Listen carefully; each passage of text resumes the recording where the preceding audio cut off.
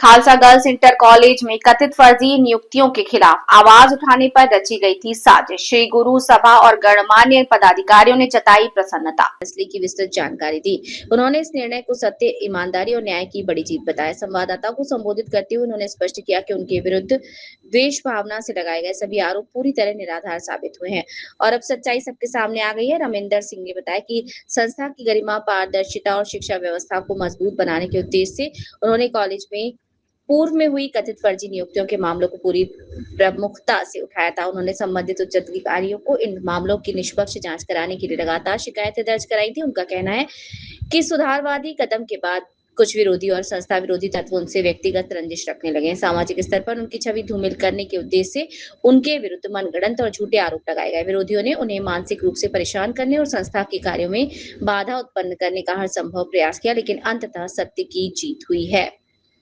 मैं इस अवसर पर गुरु साहब का कोटि कोटि शुक्रिया अदा करता हूं। इस अवसर पर उपस्थित श्री गुरु सभा ब्लॉक नंबर 4 गोविंद नगर के पदाधिकारियों ने भी इस निर्णय पर गहरी प्रसन्नता व्यक्त की है और आगे भी पूरी निष्ठा और समर्पण के साथ इसे संचालित किया जाएगा। प्रेस वार्ता के दौरान प्रबंधक रविंदर सिंह के साथ मुख्य रूप से अजीत सिंह भाटिया, जनरल सेक्रेटरी भाई बन्नू, इंद्रपाल सिंह, जनरल सेक्रेटरी श्री गुरु सिंह सभा गोविंद नगर, हरजीत सिंह, हरपाल सिंह, इंद्रजीत सिंह, गुरुदीप सिंह, अवतार सिंह, रिंकू जी और अन्य उपस्थित थे। पहले ईश्वर का शुक्रिया। ये प्रेस कॉन्फ्रेंस मैं रविंदर सिंह सोनू रेखी, प्रबंधक खालसा गर्ल्स इंटर कॉलेज, पूर्व प्रबंधक खालसा गर्ल्स इंटर कॉलेज, मेरे ऊपर ना एक षड्यंत्र के रूप में एक एफआईआर दर्ज कराई गई थी।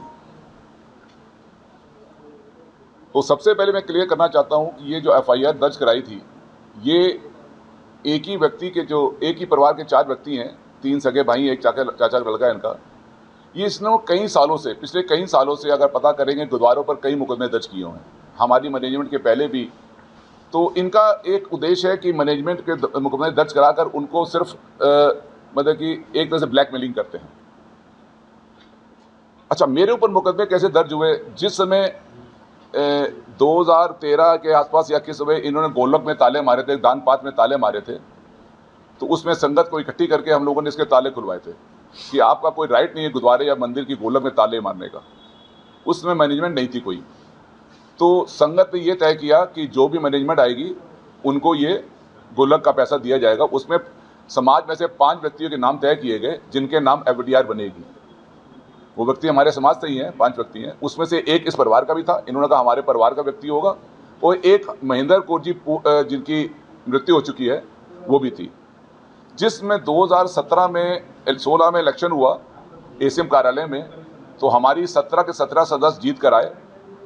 तो हम लोगों ने इनसे एक आग्रह किया कि सब मिलकर वो जो पैसा है एफडीआर का वो गुरुद्वारे में दिया जाए ताकि गुरुद्वारे में लगे, गुरु घर के जो काम हो। लेकिन 4 व्यक्ति ने साइन कर दिए, इन्होंने साइन आज तक नहीं किया। आज तक वो एफडीआर पेंडिंग पड़ी है। मैं ये बता रहा हूं कि ये मंशा इनकी क्या रहती है। आज तक एफडीआर पेंडिंग पड़ी है। इन बिटवीन जब मैं प्रबंधक 2017 में बनाया गया खालसा गर्ल्स इंटर कॉलेज का, तो सिस्टम यही चल रहा था। लेकिन मुझे वहाँ ये नज़र आया कि वहाँ पर एक माफिया सिस्टम है। लोग चाहते हैं कि यहाँ पर कोई व्यक्ति ऐसा ना बैठे जो सच को बोले। वो चाहते थे हमारे रिमोट से चलें, कुछ व्यक्ति चाहते थे हमारे रिमोट से चलें, लेकिन ईश्वर की कृपा से हमने कभी भी किसी के रिमोट से चलने की ना कोशिश की, ना कोई कर पाएगा। तो उस समय मुझे जब मैंने प्रबंधक के कार्यकाल दौरान देखे, कुछ मुझे दिक्कतें नज़र आई। मैंने कुछ पूर्व नियुक्तियों के लिए डीएस को एक पत्र लिखा कि पूर्व जो नियुक्तियाँ हुई हैं फर्जी हैं, क्योंकि मैं देख रहा हूँ क्लास में वो पढ़ाई नहीं पा रही, वो कुछ समय दे पा रही, या कुछ वहाँ की लीडिंगशिप आई हुई हैं। तो उसका बेसिकली क्या था, मैंने इसकी जाँच के लिए एक पत्र लिखा था, जिसके बाद मेरे पर बड़ा दबाव बनाया गया। मुझे बहुत दबाव, यहाँ तक कि मुझे जान से मारने की धमकी दी गई थी और ये कहा गया था तो सुपारी दे दी गई है, वो दे दिया गया, ये दे दिया गया। लेकिन कोई दिक्कत नहीं, हमने गुरु का, देखिए गुरबानी में लिखा हुआ है, मरण लिखा है, मंडल में लिखा है। हमारा मरना ईश्वर ने तय किया हुआ है, और जब उसने मारना होगा कोई बचा नहीं सकता, बचाना होगा कोई मार नहीं सकता। हम तो ईश्वर पर विश्वास करते हैं। खैर, मैंने उसके लिए जब पत्र लिखे तो मुझे दबाव बनाया गया कि आप ये सब काम ना करो। लिहाजा जिस समय मेरा कार्यकाल समाप्त हुआ प्रबंधकी का, तो इन्होंने षड्यंत्र रूप से एक सिस्टम बनाया कि ये दोबारा प्रबंधक ना बने या कुछ ना बने। हमको ये भी कहा गया कि तुम आगे ना हो, अगर आगे आओगे तुम्हारे ऊपर मुकदमा। देखो, संगत ने सेवा लगानी, जो लगाएगी हम करेंगे सेवा। तो इन्होंने हमारे ऊपर फर्जी मुकदमे, इसमें पूरा एक गिरोह है, कुछ नाम जल्दी सामने आएंगे, पूरा गिरोह है, वो इकट्ठे मीटिंग करके इन्होंने एक फर्जी FIR पहले तो अधिकारियों से कराने की कोशिश की। माननीय मैं जिलाधिकारी महोदय से मिला, जिलाधिकारी महोदय भी मालूम था, उन्होंने कहा नहीं ऐसा कुछ नहीं होगा, क्योंकि सारे कागजात मेरे पास बिल्कुल नीट एंड क्लीन थे।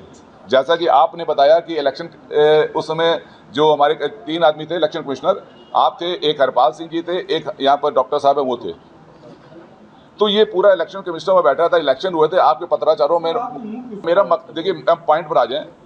अब इसमें इनका मकसद एक ही है, इनका मकसद ये है कि कोई व्यक्ति यहाँ पर जो बैठे वो हमारे रिमोट से चले ना बैठे, इसीलिए इन्होंने बाहर जाकर मुकदमे दर्ज कराए।